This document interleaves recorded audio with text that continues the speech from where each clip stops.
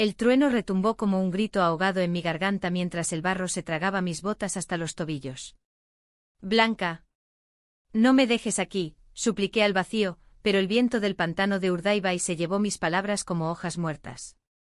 En ese instante supe que el amor que juramos bajo las vidrieras de la Catedral de Bilbao era solo una ilusión frágil, destrozada por el secreto que su familia había enterrado más profundo que las raíces de estos sauces llorones.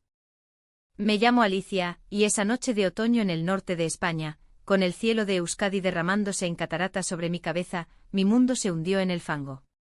Habíamos planeado nuestra boda en secreto, lejos de los ojos escrutadores de su familia, en una ermita olvidada cerca de Guernica. Blanca y yo nos conocimos en las calles empedradas de Bilbao, donde el Guggenheim brilla como un sueño moderno entre la niebla del Nervión. Ella era la heredera de una familia de astilleros, con esa gracia vasca que hace que las mujeres parezcan talladas en roble antiguo, atlética, de cabello castaño corto que olía a sal marina, y ojos que prometían tormentas y refugios a partes iguales. Yo, una periodista freelance de 30 años menos glamurosa, con mi piel morena heredada de abuelas andaluzas y un temperamento que arde como el chacoli en las fiestas de San Sebastián, me enamoré de su risa antes que de sus besos. Pero esa noche en el pantano, todo cambió. Habíamos llegado en su coche viejo, un Seat destartalado que traqueteaba por las carreteras secundarias de Vizcaya. Es una sorpresa, me había dicho ella, con esa sonrisa que me derretía como queso idiazabal en una sartén. Aparcamos al borde del agua estancada, donde las ranas croaban como un coro de almas perdidas. Bajamos tomados de la mano, y ella sacó una manta y una botella de vino tinto de Rioja. Aquí, Alicia, donde nadie nos vea, renovemos nuestros votos. Mi corazón latía con la fuerza de un tambor en la Semana Santa de Sevilla, aunque yo sea de Bilbao por adopción. Nos besamos bajo la luna menguante, jurando eternidad en susurros que el viento parecía bendecir. Entonces su teléfono vibró. Lo miró y su rostro se endureció como la piedra de los caseríos vascos. «Es mi madre», murmuró, y se alejó unos pasos. Oí fragmentos: «No puedes. El escándalo. Regresa ahora». Cuando volvió, sus ojos estaban vacíos, como el mar después de una galerna. «Alicia, lo siento. Esto no puede ser». Antes de que pudiera protestar, subió al coche y arrancó, dejando atrás una nube de barro y mis gritos. El motor rugió y se perdió en la oscuridad, y yo quedé allí, sola, con el agua subiendo por mis piernas. El pánico me invadió como la niebla del pantano. Era un chiste cruel. Una prueba de su familia conservadora, esos que aún rezan en la Basílica de Begoña por pecados modernos. Corrí tras el coche, tropezando en raíces retorcidas, el barro chapoteando contra mi falda. «Blanca. Vuelve», pero solo los juncos respondieron, mecidos por el viento que olía a podredumbre y traición. Me hundí hasta las rodillas, el frío calándome los huesos como el invierno en las montañas de Amboto. Saqué mi móvil, pero no había señal. El pantano era un limbo donde las voces del mundo exterior se ahogaban. Lloré entonces, no por el frío, sino por el vacío que dejó su partida. ¿Cómo podía abandonarme así, después de noches enredadas en sábanas de lino en mi pequeño piso del casco viejo, donde planeábamos una vida juntas, lejos de las sombras de su linaje? Horas después, exhausta, encontré un camino de tierra que serpenteaba hacia la carretera principal. Un camionero de aspecto rudo, con bigote espeso y acento guipuzcoano, me recogió. «Chiquilla, ¿qué hacías en ese agujero? Pareces un fantasma del Urdaibai». Le conté una versión edulcorada, una discusión con mi novia, un paseo que salió mal. El río con amargura. El amor en Euskadi es como el mar, te arrastra y te escupe de vuelta, más salada. Me dejó en las afueras de Bilbao, donde las luces de la ciudad parpadeaban como promesas rotas. Tomé un taxi hasta mi apartamento en la Ribera, un cuchitril con vistas al puente de la Salve, y me derrumbé en la cama, oliendo a un pantano y a su perfume de lavanda. Al día siguiente el sol de noviembre entraba tímido por las persianas, pero mi alma estaba nublada. Llamé a Blanca 100 veces, el teléfono iba directo al buzón. Su voz grabada, esa melodía suave que una vez me arrulló, ahora era un puñal: «Dejad un mensaje y castortas». ¿Y castortas? Aún me llamaba así, pastelito, después de lo que hizo. Visité su casa familiar en el barrio de Abando, una mansión de piedra con balcones de hierro forjado que gritaba viejo dinero vasco. La portera, una mujer entrada en años con delantal floreado, me miró con lástima. La señorita Blanca no está. Ha salido de viaje con la familia.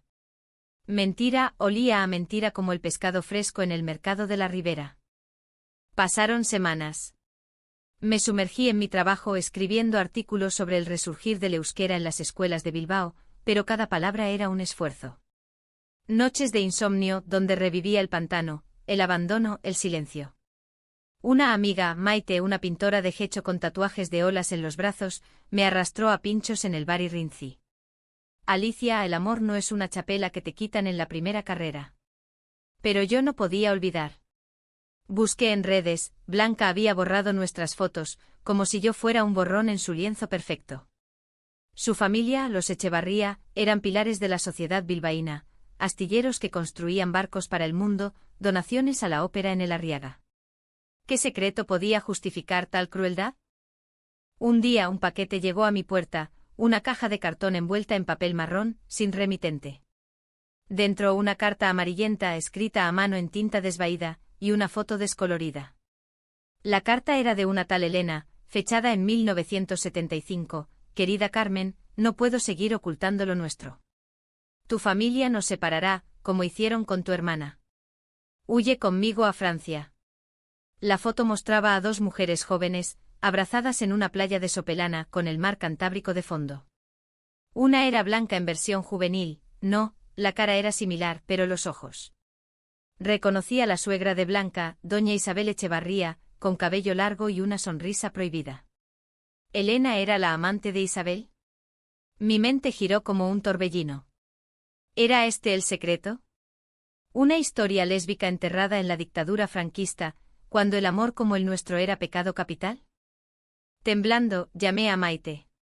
Esto es una bomba. ¿Crees que Blanca lo sabe? Ella silbó al otro lado. Si es verdad, explica por qué te echaron como a un perro. La hipocresía vasca, siempre guardando esqueletos en el armario. Decidí investigar. Fui a la hemeroteca de la biblioteca de Bidebarrieta, hurgando en periódicos amarillentos de los 70. Encontré ecos, una mención a un escándalo familiar en los astilleros Echevarría, suicidio sospechoso de una empleada llamada Elena. Suicidió. Mi estómago se revolvió. Isabel había silenciado a su amante para casarse con el patriarca, un viudo rico que aseguraba el imperio familiar. El rencor creció en mí como musgo en las paredes del casco viejo. No era solo por mí, era por Elena, por todas las mujeres como nosotras, aplastadas por el peso de la tradición. Planeé mi regreso, no como la novia abandonada, sino como la que desenterraría la verdad. Una noche, meses después, el destino me dio la llave. Una invitación anónima a una gala en el Palacio Euskalduna, ven a bailar, Alicia. Hay secretos que bailan en la sombra. Sabía que era una trampa, pero el pantano me había enseñado a nadar en aguas turbias. Llegué vestida de negro como una viuda de amor, el cabello recogido en un moño severo que dejaba mi cuello expuesto como una ofrenda. El salón bullía de bilbaínos elegantes, trajes de lana peinada, joyas de oro de Tolosa, copas de cava espumoso.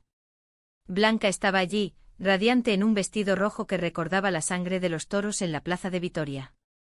Su brazo enlazado con un hombre anodino, un banquero de Madrid, según los murmullos. ¿Comprometedora?, pregunté a un camarero, que asintió con discreción. El golpe me dolió más que el barro del pantano. Me acerqué, el corazón martilleando como el tambor de una damborrada. Blanca, dije, mi voz un hilo de acero. Ella se volvió, pálida como la espuma del Nervión. Alicia. ¿Qué haces aquí? Su prometido la miró confundido, pero yo no le di tiempo. Vine a recordarte el pantano. Y a ti, doña Isabel, añadí volviéndome hacia la matriarca, que observaba desde un sofá de terciopelo, con un collar de perlas que parecía estrangularla. Sus ojos azules, idénticos a los de Blanca, se clavaron en mí como dagas. Señorita, no la conocemos, mintió con esa frialdad de las señoras de la alta sociedad vasca. Pero yo tenía la carta en mi bolso y la foto. La saqué desplegándola como una bandera de rendición. El salón se cayó, un violinista dejó de tocar un pasodoble. Elena no se suicidó, ¿verdad? Tú la empujaste al mar, o al menos, la obligaste a callar. Por el honor de los Echevarría. Murmullos se elevaron como humo de un fogón. Isabel se levantó, temblando no de miedo, sino de rabia contenida. Insolente. Esa mujer era una loca, una desviada que quería arruinarme. Blanca jadeó, soltando el brazo de su prometido. ¿Madre? ¿De qué habla? La confrontación estalló como una tormenta en el Golfo de Vizcaya. Isabel gritó, era el franquismo. El amor como el de ella era crimen. Tu abuelo me salvó casándome conmigo, y yo salvé a esta familia. Lágrimas surcaban su rostro arrugado, revelando grietas en la armadura. Blanca se interpuso, su voz quebrada, Alicia, por favor. No entiendes. Mi madre me contó todo anoche. Me obligó a dejarte porque temía que nuestro amor reviviera su vergüenza. El prometido huyó avergonzado, y el salón se vació como un barco hundiéndose. Nos quedamos las tres, en un triángulo de dolor bajo los candelabros. Yo la abandonada, Blanca la traidora arrepentida, Isabel la guardiana de secretos podridos. Te amaba, Alicia, sollozó Blanca extendiendo la mano. Pero el peso de la familia. Me ahogaba. Isabel sorprendentemente se derrumbó en una silla. Elena era mi vida. La dejé ir para sobrevivir. Y ahora, veo en ti, Blanca, el mismo fuego que me consumió. Por primera vez vi humanidad en ella, no una suegra tiránica, sino una mujer rota por una época cruel. Horas después, en la lluvia que azotaba las ventanas de Euskalduna, Blanca y yo salimos juntas. Perdóname, murmuró besando mi mano fría. No respondí de inmediato. El pantano me había cambiado, ya no era la mujer ingenua que juraba eternidad en una ermita. Pero en sus ojos vi el Bilbao que amábamos, caótico, resiliente, lleno de niebla pero con destellos de sol. Tal vez, dije, podamos empezar de nuevo. Sin secretos. Isabel nos vio partir desde la puerta, una silueta solitaria contra la luz. Semanas después, leí en el periódico que donaba archivos a un museo del feminismo vasco, incluyendo la historia de Elena. La verdad, al fin, flotaba libre como un barco en el Nervión. Y yo, Alicia, caminé por las 7 calles con Blanca a mi lado, sabiendo que el amor verdadero no se abandona en pantanos, se rescata, embarrado pero vivo. La lluvia de Bilbao caía como lágrimas olvidadas mientras Blanca y yo nos adentrábamos en la noche, el eco de la gala aún resonando en mis oídos como un fado portugués mal cantado. Su mano en la mía era tibia, pero mi corazón latía con desconfianza, un pulso irregular que recordaba las olas chocando contra los acantilados de Baquio. ¿A dónde vamos?, pregunté, mi voz ronca por el llanto reprimido. Ella se detuvo bajo un farol de hierro en la Gran Vía, su rostro iluminado en parches de ámbar y sombra. A casa, Alicia. A mi casa. Hay más que decirte, cosas que mi madre no pudo. Dudé. La mansión Echevarría era un mausoleo de secretos, con sus salones panelados en roble oscuro y retratos de antepasados ceñudos que parecían juzgar cada paso. Pero el pantano me había enseñado que huir no cura, solo pudre. Asentí, y tomamos un taxi que serpenteaba por las calles húmedas, pasando por el puente Zubizuri, ese arco moderno que une orillas divididas. El conductor tarareaba una versión en euskera de Ainte no mountain Oak, y por un instante, quise creer que no había montañas entre nosotras que no pudiéramos escalar. Llegamos a la puerta principal, donde el viento del norte silbaba como un lamento. Isabel nos esperaba en el vestíbulo, envuelta en un chal de lana de oveja lacha, sus ojos enrojecidos pero firmes. Entrad, dijo sin preámbulos. Esta noche el pantano ha regresado a casa. Subimos al salón principal, donde un fuego crepitaba en la chimenea de mármol, proyectando sombras danzantes sobre tapices de batallas carlistas. Blanca sirvió chacoli en copas de cristal tallado, el vino verde chispeando como promesas frágiles. Cuéntame todo, exigí, sentándome en un sillón orejudo que olía a naftalina y recuerdos. Isabel tomó un sorbo, su mano temblorosa traicionando la fachada de hierro. Comienza en 1972, cuando Franco aún respiraba su último aliento de odio. Yo era Isabel Mendia, hija de un herrero de Portugalete con sueños más grandes que los barcos que se construían en el Nervión. En la Universidad de Deusto conocí a Elena. Era de un pueblo en las Encartaciones, con manos callosas de labradora pero una mente afilada como un bilao. Nos enamoramos en las bibliotecas polvorientas, compartiendo versos de Rosalía de Castro robados de los estantes. Blanca se sentó a mi lado, su rodilla rozando la mía en una súplica silenciosa. Madre nunca me lo contó hasta ayer, murmuró. Me dijo que si seguía contigo, repetiría su error, amar en las sombras, morir en el silencio. Isabel continuó, su voz un río desbordado. Elena y yo planeábamos huir a Bilbao, trabajar en los astilleros como iguales. Pero mi familia descubrió las cartas. Mi padre, un falangista de hueso colorado, me encerró. Eres una vergüenza, me gritó. Elena vino a rescatarme una noche de tormenta, escalando el muro del caserío como una Icastaro en la diana. Pero los vecinos alertaron, la policía la arrastró, acusándola de desviación moral, bajo las leyes de peligrosidad social. Mi garganta se cerró como una trampa de caza. Recordé artículos que había leído sobre esas leyes, mujeres como nosotras, etiquetadas como prostitutas o degeneradas, enviadas a reformatorios o peor. ¿Y el suicidio?, pregunté aunque ya lo intuía. Isabel bajó la mirada al fuego. No fue suicidio. La soltaron tras días de interrogatorios, pero el escándalo llegó a los Echevarría. El padre de mi difunto esposo, un viudo con astilleros en quiebra, me ofreció matrimonio a cambio de silencio. Elena, desesperada, intentó verme una última vez en la playa de Sopelana. La esperé, pero mi hermano la interceptó. La golpearon, la dejaron al borde del agua. Al amanecer, la encontraron ahogada. Oficialmente accidente por melancolía. Blanca sollozó, cubriéndose el rostro. Por eso me obligó a prometerle a ese hombre en Madrid. No repetirás mi pecado, hija. Cásate con un hombre de bien, ten hijos que hereden el nombre. La rabia me invadió de nuevo, caliente como el pimentón en un marmitaco. ¿Y el pantano? ¿Era parte de tu plan, Isabel? ¿Dejarme morir allí para ahogar otro pecado? Ella negó con vehemencia. No, Alicia. Llamé a Blanca en pánico, recordándole la historia de Elena. Le dije que si te amaba, te soltaría antes de que el mundo nos destruyera a todas. Fue mi cobardía, no maldad. El silencio cayó como una cortina de niebla. Miré a Blanca, buscando en sus ojos el amor que una vez me sostuvo en las noches de insomnio tras deadlines. ¿Por qué no me lo dijiste tú?, susurré.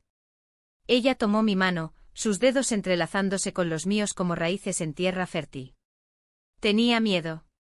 Miedo de perderte, de convertirme en mi madre, una mujer que ama en secreto y llora en público. Pero verte esta noche, fuerte como el acero de nuestros barcos. Me di cuenta de que el verdadero pantano es el silencio. Horas se convirtieron en confidencias. Isabel sacó una caja de madera del ático, cartas atadas con cinta roja, fotos de Elena riendo en ferias de Durango, un anillo de plata grabado con Betico para siempre en euskera. Quémalo si quieres, me dijo Isabel ofreciéndomelo. Pero no lo hice. En cambio, propuse algo radical, públicalo. Haz que Elena viva en las páginas de un libro, en los archivos del Guggenheim. Deja que Bilbao sepa que el amor no se ahoga en el mar. Blanca me miró con gratitud, pero también con duda. Mi prometido. La boda es en 2 meses. El aire se espesó. ¿Lo amas?, pregunté, mi voz un desafío. Ella negó. Es un arreglo como el de madre. Seguridad, no pasión. Isabel intervino, su tono suave por primera vez. Cancelala, hija. He vivido media vida en jaula, no te condeno a lo mismo. La decisión pendía como una espada de Damocles. Blanca se levantó paseando por el salón, deteniéndose ante un retrato de su abuelo. Si lo hago, pierdo la herencia. Los astilleros, la casa. Todo. El conflicto me desgarró. ¿Podía pedirle que eligiera entre yo y su mundo? Recordé el pantano, el abandono no era solo físico, era emocional, un vacío que aún me acechaba en sueños. Elige tú, Blanca. Pero recuerda, el amor que vale no se negocia como un contrato en la bolsa de Bilbao. Ella se arrodilló ante mí, lágrimas cayendo como lluvia en el arenal. Te elijo a ti. Siempre lo hice, pero el miedo me cegó. Isabel, testigo silenciosa, asintió. Mañana hablaré con los abogados. La verdad nos liberará, aunque duela. Nos abrazamos las tres, un círculo frágil en la vastedad del salón. Afuera el alba teñía el cielo de rosa, como el interior de una changurro. Por primera vez sentí que el pantano retrocedía, dejando espacio para raíces nuevas. Pero el camino no sería fácil. Días después el escándalo estalló en la prensa local. Heredera Echevarría rompe compromiso en medio de revelaciones familiares. Los tabloides de El Correo sensacionalizaban: ¿lesbianas en la élite vasca? El secreto de los astilleros. Blanca y yo nos refugiamos en mi piso del casco viejo, donde el bullicio de los bares nos protegía como un escudo. Hicimos el amor con ternura, no pasión ciega, redescubriendo cuerpos conocidos como mapas viejos. Perdóname el pantano, murmuró ella contra mi piel. Perdonado, respondí, pero el perdón era un proceso, como fermentar sidra en Asturias. Isabel nos visitó una tarde, trayendo empanadas de atún de su cocinera. He donado los papeles de Elena al Centro de la Memoria Histórica. Y quiero conocerte de verdad, Alicia. No como la novia equivocada. Hablamos horas, de la transición, de cómo el euskera renació de las cenizas como nosotras. Pero bajo la superficie, nubes se acumulaban. El hermano de Blanca, un ejecutivo en los astilleros, la llamó furioso: «Estás destruyendo el legado por un capricho de mujeres». Ella colgó temblando y yo la abracé, sintiendo el peso de generaciones en sus hombros. Una noche el clímax llegó sin aviso. Recibí una llamada anónima: «Si publicas más, Elena no será la única que se ahogue». Amenazas. El pantano regresaba, no en barro, sino en veneno. Confronté a Isabel: «¿Fue tu hermano?». Ella palideció. «Posible. Siempre fue el guardián del silencio». Blanca decidió: «Lo enfrentamos juntas». Una rueda de prensa, con todo al aire. El día llegó en el Ateneo de Bilbao, bajo retratos de Sabino Arana. Periodistas abarrotaban la sala, flashes como relámpagos. Blanca habló primero, voz firme: «Mi familia ha ocultado un amor verdadero por miedo al pasado. Hoy honramos a Elena y a todas las que vinieron antes». Isabel leyó una carta de Elena, su voz quebrándose en «Te quiero, Betico». Yo cerré: «El pantano me abandonó, pero me trajo de vuelta más fuerte. El amor no es secreto, es luz». El mundo explotó en aplausos y silbidos. Afuera, Bilbao nos esperaba, con su mezcla de tradición y rebeldía. Caminamos de la mano por el arenal, el sol filtrándose entre nubes. El secreto expuesto no destruyó, sanó. Isabel encontró paz en voluntariado para mujeres LGTB en Deusto. Blanca y yo planeamos una ceremonia simple en Guernica, bajo el árbol de la libertad. Pero la vida, como el Cantábrico, no es lineal. Meses después, en una cena familiar reconciliada, Blanca me miró y dijo: «El pantano fue mi mayor error, pero nuestro mayor regalo». Reí, alzando mi copa. Salud a los pantanos que nos devuelven a la orilla. Los meses siguientes fueron un torbellino de normalidad reconstruida, como las grúas del puerto de Bilbao levantando un barco varado. Blanca y yo nos mudamos a un ático en Indauchu con vistas al monte Archanda y un balcón donde plantamos geranios rojos que desafiaban el viento norteño. Ella dejó los astilleros por un trabajo en una ONG de derechos LGTB, organizando talleres en los centros cívicos de Deusto donde mujeres como nosotras compartían historias de armarios rotos. Yo por mi parte escribí un libro, Sombras en el pantano, un testimonio que mezclaba mi abandono con la tragedia de Elena, publicado por una editorial independiente de Donostia. Vendió como pinchos en Astenagusía, y de pronto Bilbao nos veía no como escándalo, sino como símbolo. Pero la paz era frágil, como el cristal de La Rioja en una mano temblorosa. Isabel, redimida en apariencia, empezó a visitarnos con frecuencia, trayendo bandejas de cocochas al pil-pil que cocinaba ella misma, sus manos ahora suaves por la edad pero hábiles como las de una chistulari en fiestas.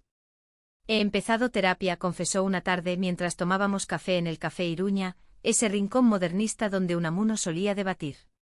«Para enterrar a Elena de una vez, no en secreto sino en duelo».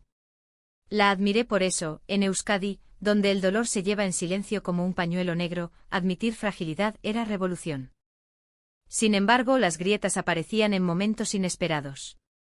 Una noche, durante una proyección de Todo sobre mi madre en el Festival de Cine de Bilbao, Blanca se tensó a mi lado. La escena de las madres abandonadas la golpeó como una ola. A veces sueño con el pantano, admitió después en la cama, su cabeza en mi pecho. Sueño que te pierdo de nuevo. La abracé más fuerte susurrando promesas en euskera que Maite me había enseñado, Maite zaitut, ez dut ahaztuko. Pero el miedo, ese viejo compañero, se colaba en nuestras risas. El verdadero conflicto resurgió con la llegada de Navidad, esa época en que Bilbao se ilumina con guirnaldas y el olor a castañas asadas impregna las 7 calles. La familia Echevarría insistía en una cena grande en la mansión, un ritual para cerrar heridas, según el hermano de Blanca, John, ese hombre de traje gris y sonrisa falsa que olía a colonia, cara y rencor. Venid, nos escribió en un email formal. Por la unidad. Blanca dudó, yo con mi temperamento andaluz diluido en bilbaíno, quise negarme. Es una trampa como el pantano. Pero ella, siempre la pacificadora, insistió, si no vamos, ganan ellos. Vamos a mostrar que nuestro amor es más fuerte que sus juicios. La noche de Nochebuena, llegamos envueltas en abrigos de lana, yo con un vestido verde esmeralda que Blanca eligió como tus ojos en la tormenta, y ella con un jersey rojo que acentuaba su complexión atlética. La mansión estaba adornada con un abeto vasco cargado de bolas de cristal y luces parpadeantes, y el aire olía a lechalaza y vino de la casa. Isabel nos recibió con besos en las mejillas, sus perlas brillando como lágrimas congeladas. Bienvenidas, hijas, dijo, y por un segundo creí en la redención. La cena transcurrió en tensión cortés. John y su esposa, una rubia de San Sebastián con acento snob, hablaban de finanzas, primos lejanos reían anécdotas de regatas en Santander.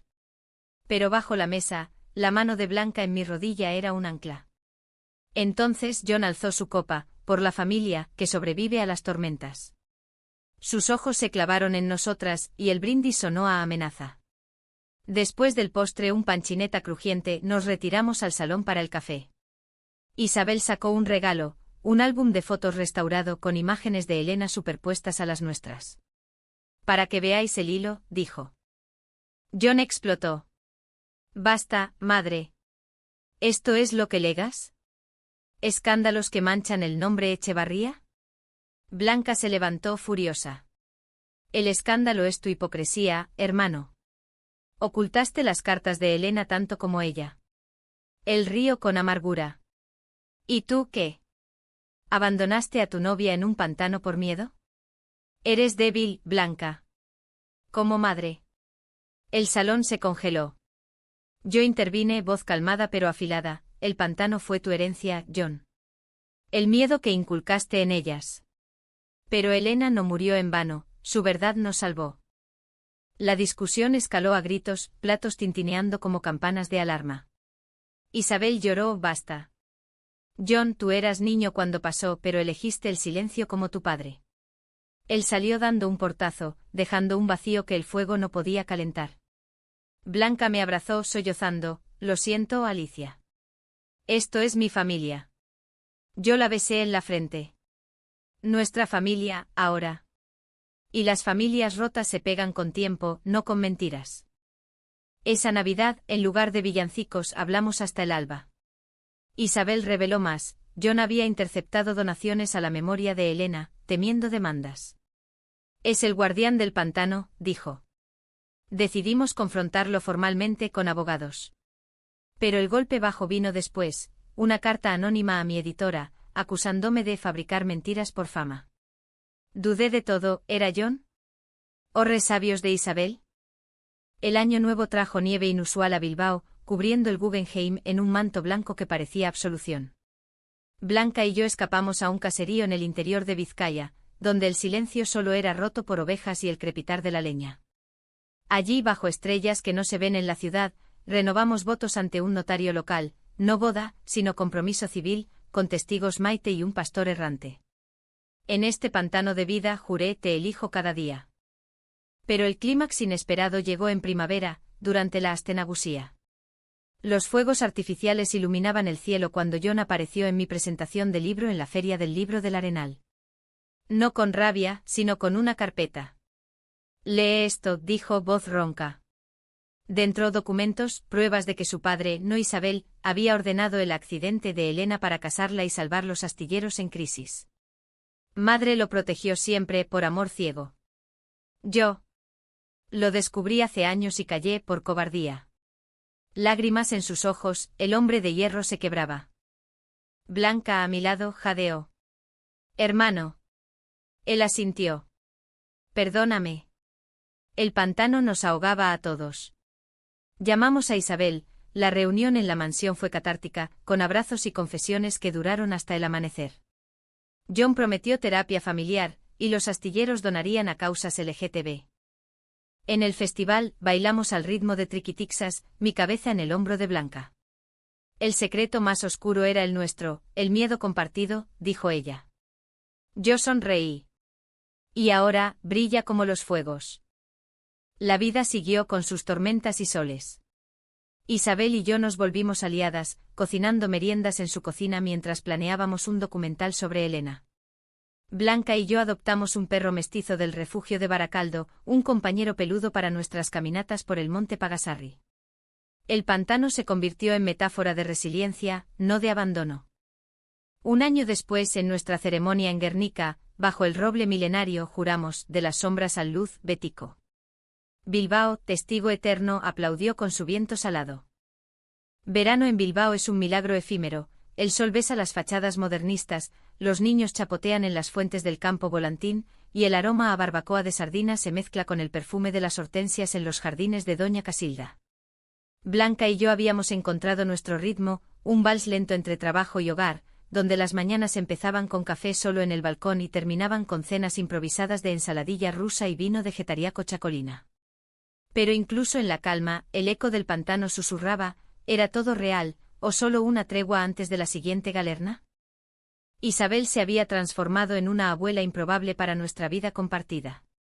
Pasaba tardes con nosotras, enseñándome a tejer calcetines de lana en patrones vascos, sus dedos nudosos moviéndose con la precisión de quien ha remendado más que hilos, almas. Elena me enseñó a tejer, confesaba, y en esos momentos, su rostro se suavizaba, los ojos azules perdiendo el filo de la culpa. John, redimido a medias, se unía ocasionalmente a cenas, trayendo a sus hijos, 2 diablillos de 7 y 9 años que correteaban por el salón gritando «Aupa, tías». La familia, antaño un iceberg, ahora flotaba con grietas visibles pero navegables.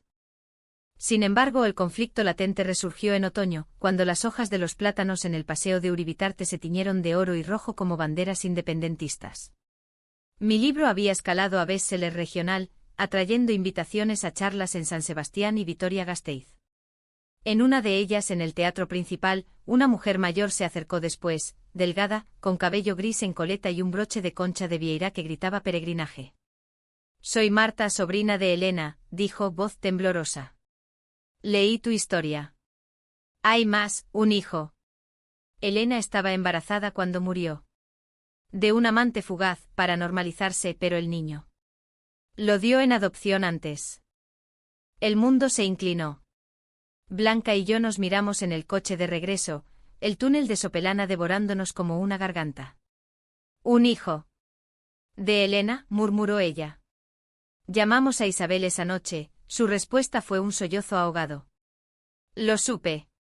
El niño fue criado por una familia en Francia, pero el escándalo. Lo ocultamos todo». La revelación abrió una herida fresca, no solo amor reprimido, sino vida robada. «¿Por qué no lo buscaste?», pregunté, rabia mezclada con compasión. Isabel se hundió en su sillón. «Miedo, siempre el miedo. Temí que al encontrarlo, reviviera el dolor». Blanca, pragmática como siempre, tomó las riendas. «Lo buscaremos. Por Elena». Contratamos a un detective privado de Gecho, un tipo curtido con acento marinero que olía a tabaco y mar. Semanas de espera, noches de especulación. ¿Sería un hombre de 50, con ojos como los de Isabel? ¿Nos odiaría por remover el pasado? El informe llegó en una mañana de niebla densa, cuando Bilbao se envuelve en su manto gris como un luto perpetuo. Se llama Javier López, vive en Bayona. Profesor de historia en la universidad. Sabe de su origen, pero nunca contactó. El viaje a Francia fue una odisea emocional. Cruzamos la frontera por Irún, el viento del Bidasoa azotando el coche como reproches. Bayona nos recibió con sus calles empedradas y el aroma a chocolate, ese guiño vasco-francés que une orillas. Javier era un hombre de complexión media, con cabello entrecano y gafas de montura fina, ojos que eran un eco de Elena, profundos, atormentados. Nos recibió en un café junto al río Adur, mesas de mimbre y croissants frescos. Sabía que vendrías algún día, dijo, voz calmada pero con acento occitano. Mi madre biológica. ¿La mataron? Isabel, sentada frente a él, extendió la mano. No directamente, pero el silencio la mató. Contamos todo, el pantano metafórico de secretos, mi abandono como eco de traiciones pasadas. Javier escuchó, lágrimas silenciosas rodando. Crecí con historias de una tía loca que se ahogó por amor prohibido. Ahora entiendo. No fue un abrazo instantáneo, fue un puente tendido con cautela. Quiero conocer Bilbao, dijo al final. Ver el mar que se la llevó. El reencuentro en España fue un torbellino. Javier llegó en tren a la estación de Abando, y lo llevamos directo a Sopelana, esa playa donde Elena exhaló su último suspiro. El Cantábrico rugía, olas grises chocando contra rocas negras. Dejamos Flores bogavante de helechos amarillos, símbolo de resurrección en Euskadi. Por las mujeres que amamos en secreto, murmuró Blanca, enlazando mi mano con la de Javier e Isabel. El historiador vio patrones, es como la dictadura, opresión que genera resistencia. Vosotras sois esa resistencia. Pero el clímax personal llegó esa noche en la mansión. John, al enterarse, confrontó a todos en el comedor. ¿Otro bastardo para manchar el nombre? Esto es ridículo. Su rabia era un último estertor del pantano familiar. Blanca explotó, basta, John. Elena era familia, Javier lo es. Tu odio es el verdadero escándalo. Yo intervine, voz serena, el pantano nos abandonó a todas, pero regresamos. Únete o quédate atrás. Él se marchó, pero no para siempre. Días después, llamó pidiendo perdón, admitiendo su propio closet, un matrimonio infeliz por presión.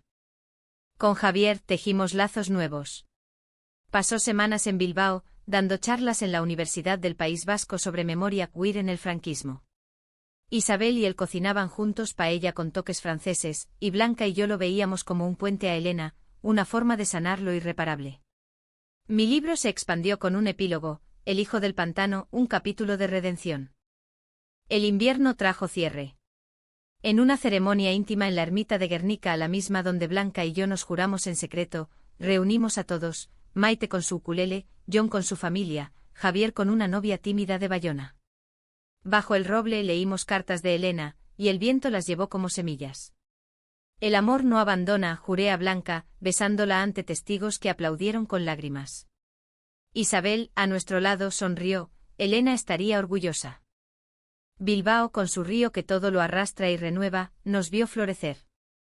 El pantano fue lección, no fin. Nos enseñó que los secretos más oscuros, expuestos, se convierten en luz. Y en esa luz, amamos sin miedo, Betico.